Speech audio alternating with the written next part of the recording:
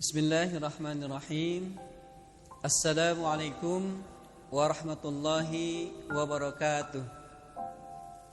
Alhamdulillahilladzi anzala sakinata fi qulubil mu'minin liyazdadu imanan ma'a imanihim. Allahumma shalli wa sallim ala nabiyyina Muhammadin wa ala alihi wa ashabihi ajma'in. Asyhadu an la ilaha illallah wa asyhadu anna Muhammadan abduhu wa rasuluh. Puja dan syukur hanya bagi Allah Subhanahu wa taala.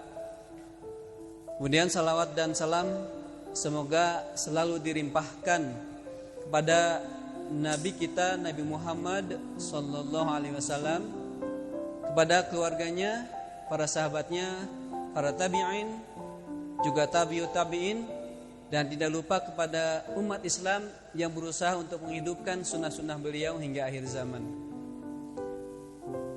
Para pemirsa yang semoga selalu dirahmati Allah, memiliki hati yang baik dan lembut merupakan dambaan bagi setiap mukmin. Kenapa? Karena seseorang yang memiliki hati yang baik dan lembut, dia memiliki sifat tawadu dan tidak sombong. Seseorang yang memiliki hati yang baik dan lembut, dia memiliki sifat peduli yang tinggi kepada sesama manusia. Selain itu, seseorang yang memiliki hati yang baik dan lembut, dia akan semangat dalam melakukan berbagai amal kebaikan. Orang yang memiliki hati yang baik dan lembut, dia akan menerima semua ketetapan dari Allah Subhanahu wa taala sehingga dia bisa menjalani kehidupan ini dengan baik dan penuh dengan keindahan. Masya Allah. Syekh bin Baz rahimahullah di dalam Majmu' Fatawa memberikan sebuah nasihat yang begitu indah. Beliau mengatakan, barang siapa yang menjaga waktunya dengan zikrullah, berzikir kepada Allah, qiraatul Quran, membaca Al-Quran, dan berteman dengan orang-orang yang baik, meninggalkan berteman dengan orang-orang yang lalai dan buruk akhlaknya, niscaya hatinya menjadi baik dan lembut. Pertama, zikrullah, menjaga waktu dengan berzikir pada Allah, menjaga waktu dengan senantiasa mengingat Allah. Di dalam Al-Quran surat Ar-Ra'd, surat yang ke-13 ayat yang ke-28, Allah Subhanahu wa taala berfirman, A'udzubillahi minasyaitonirrajim. Alladzina amanu wa tatma'innu qulubuhum bidzikrillah. Ala bidzikrillah tatma'innul qulub. Orang-orang beriman, hati mereka menjadi tenang, menjadi tentram bizikrillah, dengan berzikir kepada Allah. Ala bizikrillahi tatma'innul qulub. Ketahuilah hanya dengan berzikir kepada Allah maka hati akan menjadi tenang. Maka ketika seseorang senantiasa menjaga waktunya dengan zikrullah, dengan mengingat Allah, maka hatinya akan menjadi tenang, menjadi tenteram, menjadi baik. Kemudian yang kedua, qiraatul Quran. Menjaga waktunya dengan senantiasa membaca Al-Quran. Di dalam Al-Quran surat Al-Isra surat yang ke-17 ayat yang ke-82, Allah Subhanahu wa taala berfirman, A'udzubillahi minasyaitonirrajim. Wa nunazzilu minal Qur'ani ma huwa syifaa'un wa rahmatul lil mu'minin.